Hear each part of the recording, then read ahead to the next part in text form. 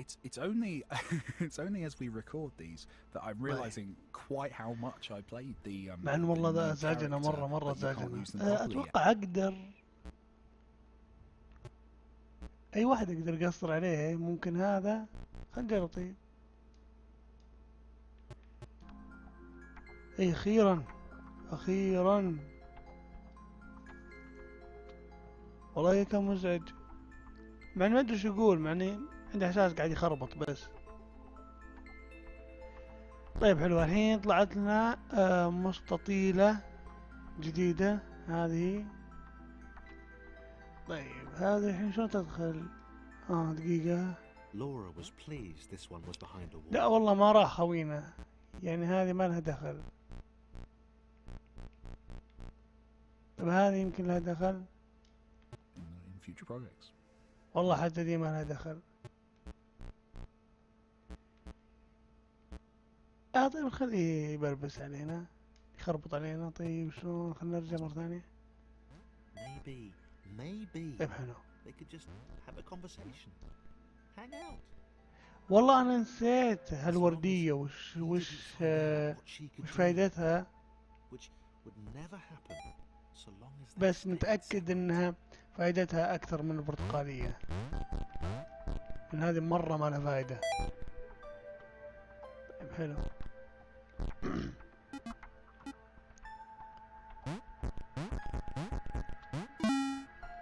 شيء Pixel ممتاز. clouds they were something I worked on early on. It was one of those weird ones where I had the idea for it kind of art-wise before I actually kind of worked out how to use them in the game itself. طيب وين أيوة So هذه I thought it would be cool to الوردية. have these big swirling kind of pixel shapes.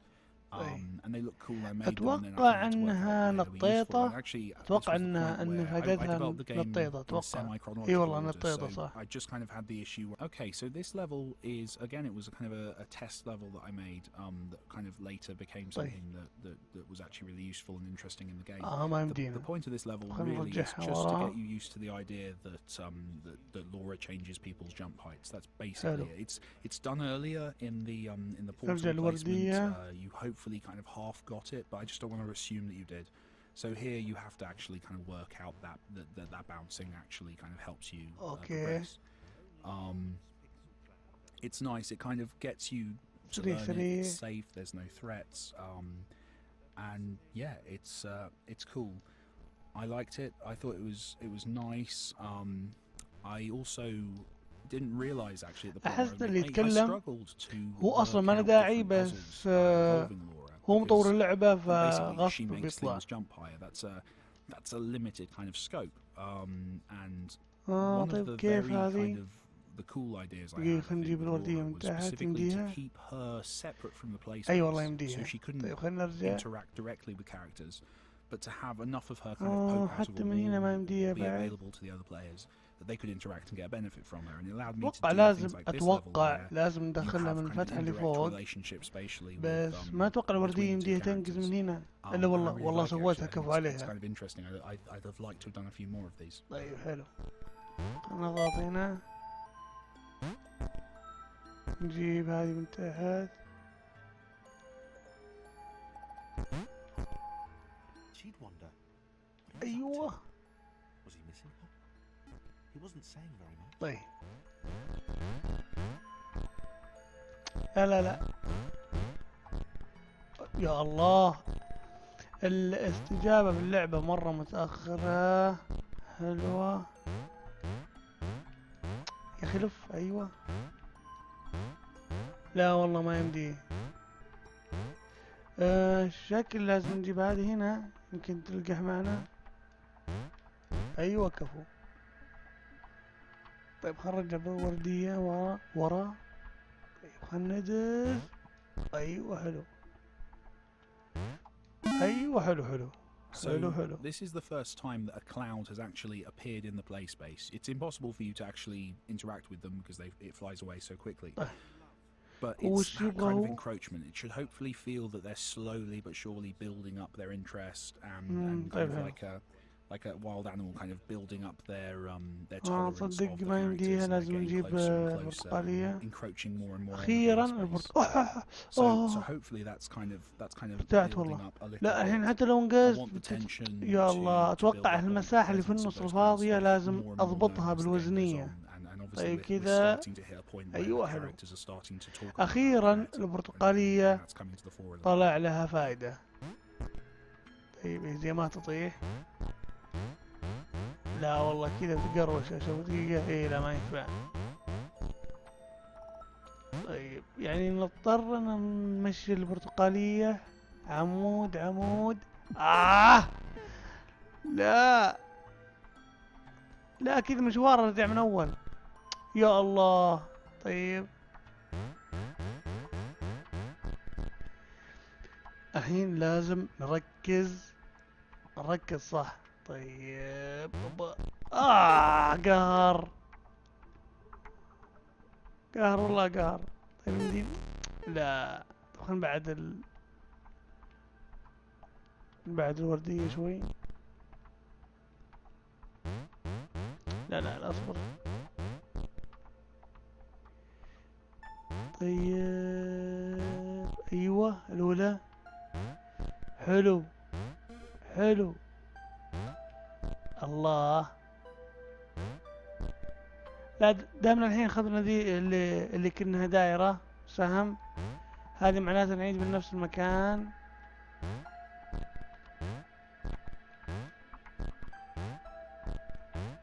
يا رب نوصل المكان الثاني حق الإعادة أو حفظ أيوة حلو.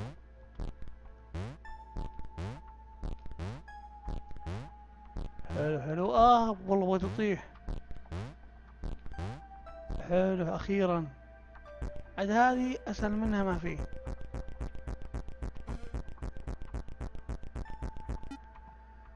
نجيب البرتقالية. حلو. Chris and Laura falling in love was not actually part of the original the kind of أخيرا حطوا الأربعة كلهم سوا. طيب وش أسوي أنا الحين؟ like a year ago. خلنا ندخل and من I هنا. wasn't planning on putting those two لازم نجيب together الصفراء. in a relationship. But as I worked on both their arcs and worked out kind of the journeys they were both going on, it became more and more clear that على بالي إنها relationship was بترقى. kind of طلعت perfect way of لا والله illustrating تنزل. both characters' growth. So Chris is خلنا realizing نلحق that other people عليهم. aren't necessarily the worst thing in the world. So the idea of him forming a real relationship with someone is good for him. يقلع أبو الحوسة. And with Laura, she's just learning to trust others, which again is something that hopefully a relationship kind of symbolizes for her. So that was it was kind of a late choice, but I think it kind of just gives both those characters a little bit more and lets the player see ما what's يمدي نحرك changing الشاشة. with them, طيب which is خلينا cool. نجرب. أتوقع لازم الصفرة لأن والله المسافة طويلة مرة. طيب خلينا نجيب الصفرة. يا الله يا هلو قبل.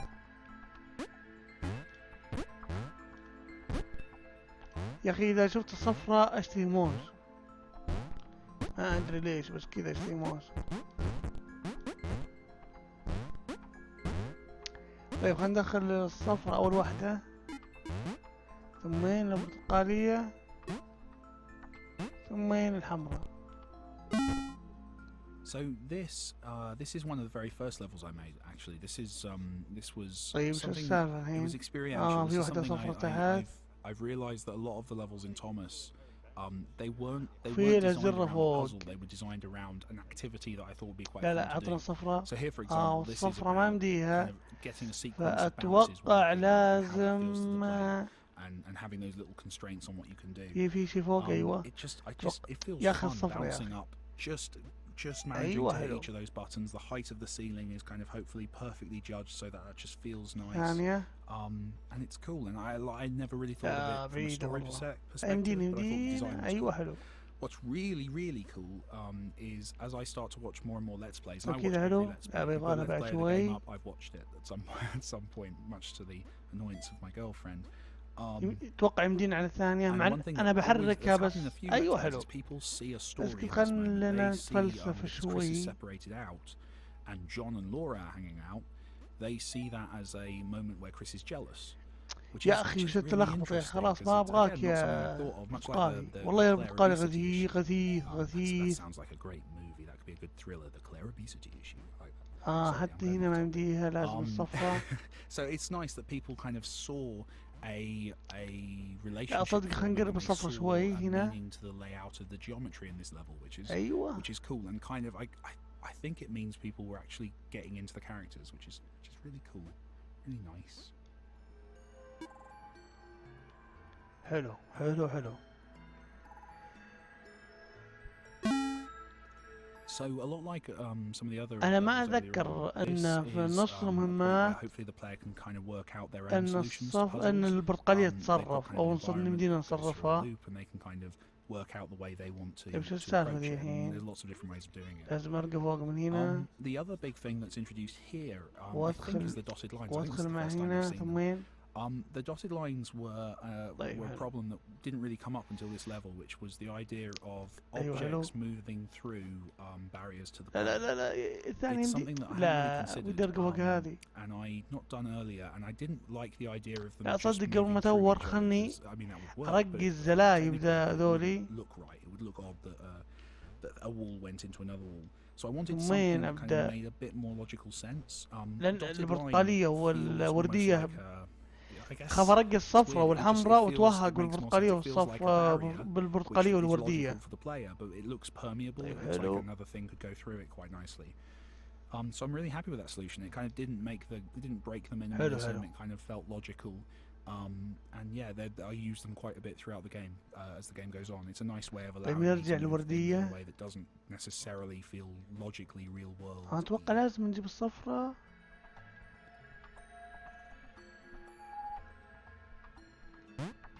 والله حتى مع الصفرة ما يمدي. لا تقول لازم ننزل برتقالية. ايه برتقالية. لا ما اتوقع لها دخل. شو السالفة؟ طيب وشلون؟ اتوقع لازم ننزل هذه، اتوقع.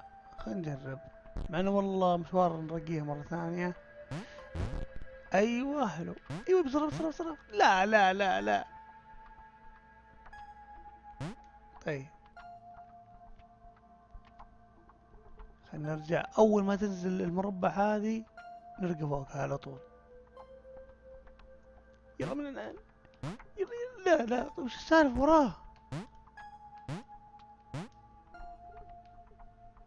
لا تقول بعد لازم ارقي. طيب خلينا نجرب. لا ما عندي مدينة. بتجي الحين بتجي ولا كتبوا. بقعد احوس شوي. ما يمدي بعد.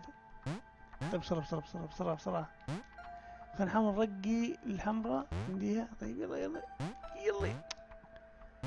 ياه ما يمديها والله صعبة.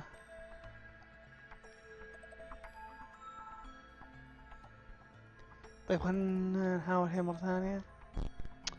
يا الله.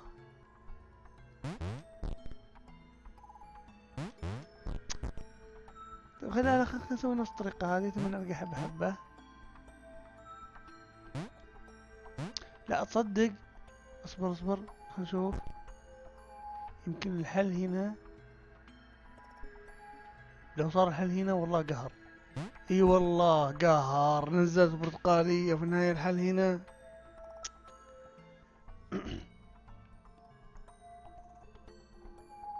طيب خلنا ننقز من الان. خير اطيح والله شيء. بعد كل هالتفكير في النهاية اطيح. اخيرا صرفنا هالثقيلة. خلنا نروح مرة ثانية هنا. انا اصلا نسيت تو كيف رقينا البرتقالية، بس المهم نصرفها بأي طريقة.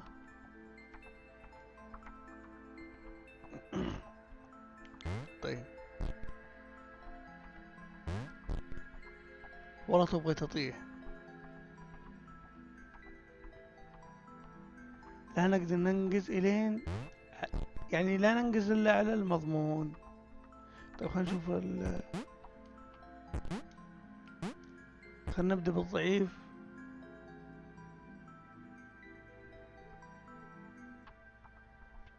يلا بسرعة، وينها؟ يمدينا ننقز؟ ايه يمدينا ونص بعد.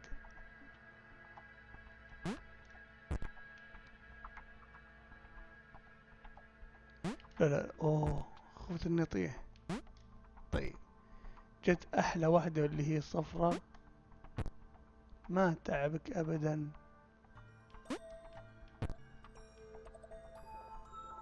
خلنا هايط. لا لا يمدينا ما يحتاج. Rude.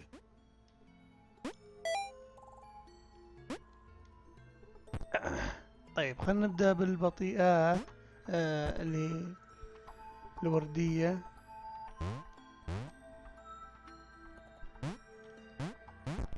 بسرعة.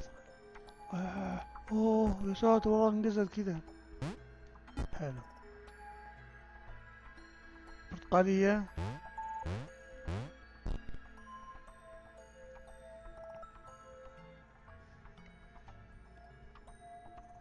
لا فهيت بغيت انقز بس ما مداني. حلو هين كذا حلو. طيب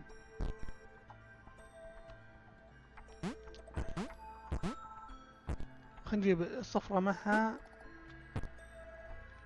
يا اخي بسرعة. ايوه صفرة يمدينا. يمدينا كفو يمدينا. لا على بالي ياشين التسرع. ياشين التسرع. طيب خلينا دامنا وصلنا الصفرة خلينا ندبها. نجيب الحمر. ايوه مع اني والله ما انقزت بس القحت.